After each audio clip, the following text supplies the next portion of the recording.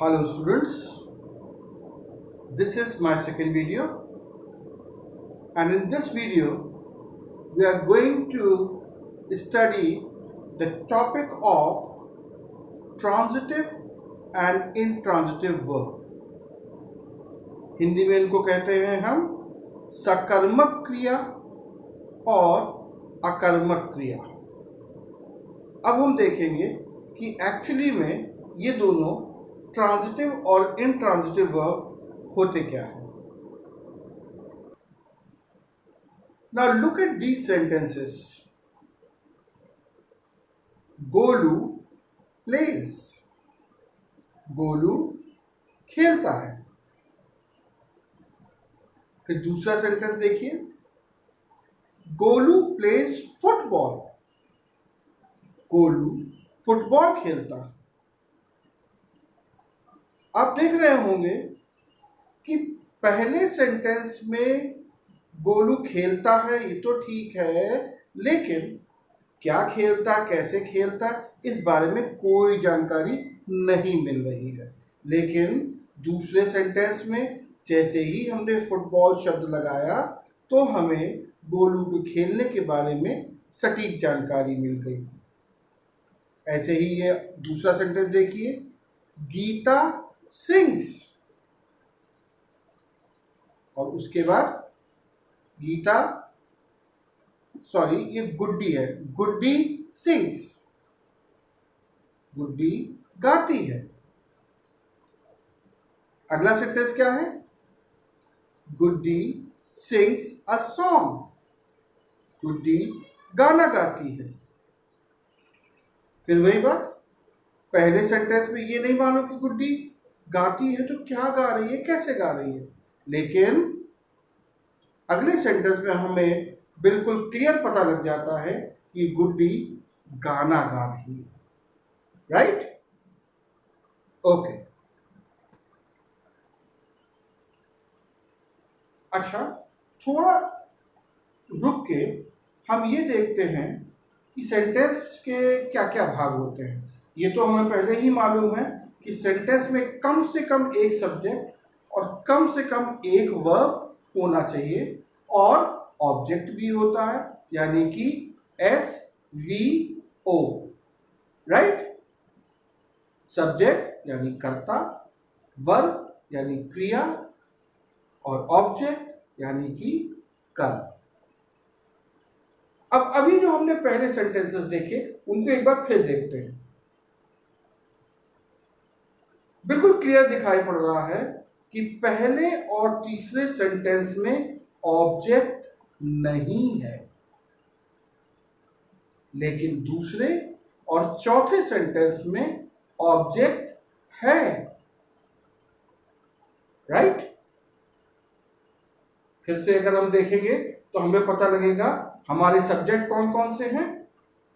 पहले और दूसरे सेंटेंस में गोलू, तीसरे और चौथे सेंटेंस में गुड्डी।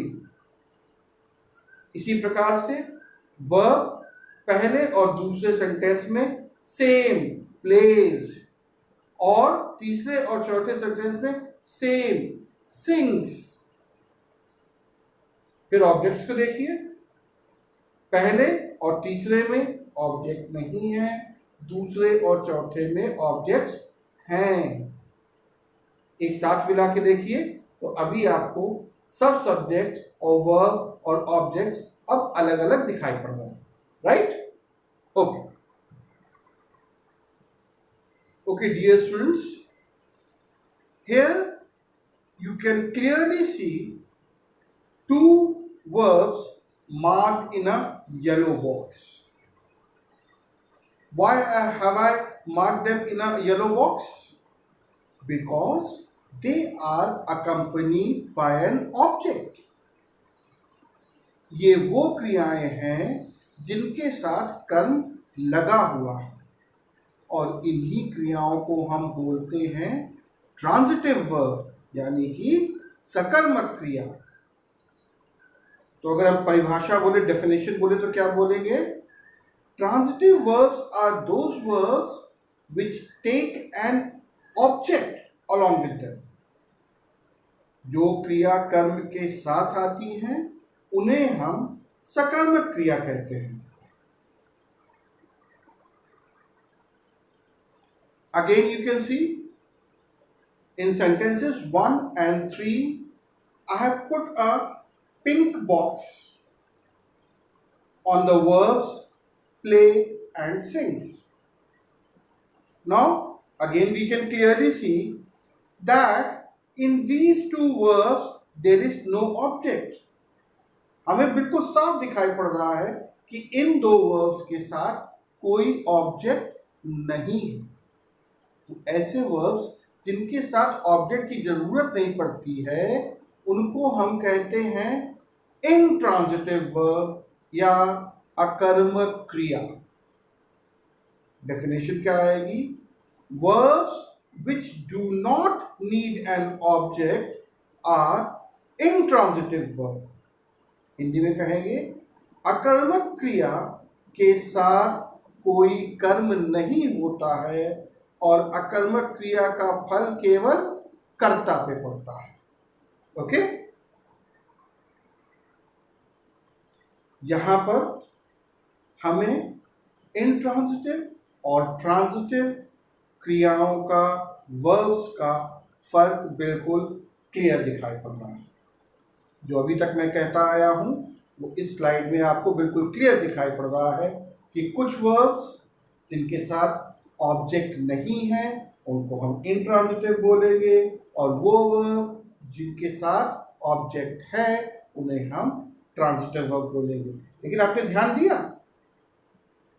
वर्ब एक ही जैसे हैं लेकिन उनको हम बोथ ट्रांजिटिव और इंट्रांजिटिव दोनों तरीके से यूज कर सकते हैं, है ना? ओके, हमने इतना सब देखा सीखा, लेकिन ये ट्रांजिटिव शब्द क्यों हम बार बार इस्तेमाल कर रहे हैं? Why are we using transitive verb? Actually, we use transitive in the sense when the action of the verb is transferred over to the object. Look at the sentence. Action of the verb plays is transferred on the object football. In another sentence, action of the verb sings is transferred to the object a song. Clearly, in transitive verbs, the action of the verb is transferred over to the object. यानी कि सकर्मक क्रियाओं में क्रिया का प्रभाव कर्म के ऊपर पड़ता है। Right? Okay, now students, let us review and revise what we have learned so far. बच्चों, जो अभी तक हमने पढ़ा है उसको हम एक बार पुनः रिवाइज कर लेंगे। हमें क्या पता लगा? A verb is transitive when it has an object with it. क्रिया तब सकर्मक होती है जब उसके साथ एक कर्म लगा हो। और a verb is intransitive when it does not have an object. क्रिया अकर्मक तब होती है जब उसके साथ कोई कर्म ना हो। And also remember that most verbs can be used both transitively and intransitively. अधिकतर क्रियाओं को हम अकर्मक और सकर्मक दोनों रूप में प्रयोग कर सकते हैं। कुछ उदाहरण देखते हैं। I stopped the bus. यहां पे वर्ब है स्टॉप और उसके साथ ऑब्जेक्ट लगा हुआ है वर्ब, तो इस सेंटेंस में स्टॉप्ड है ट्रांजिटिव वर्ब। लेकिन द बस स्टॉप्ड, यहां पे कोई ऑब्जेक्ट नहीं है, इसलिए यहां पे स्टॉप वही वर्ब, यहां पे स्टॉप इंट्रांजिटिव है। इसी प्रकार से she has eaten the mango, transitive है। The mango was eaten, intransitive है। They had written a letter, transitive है। A letter was written, intransitive है। और लास्ट में Mohan had broken the glass, transitive है। And the glass was broken, no object, इसलिए intransitive. I hope कि अब आपको ट्रांजिटिव और इंट्रांजिटिव वर्ब का डिफरेंस क्लियरली समझ में आ गया होगा। Okay, so we will meet next time in another video. Thank you.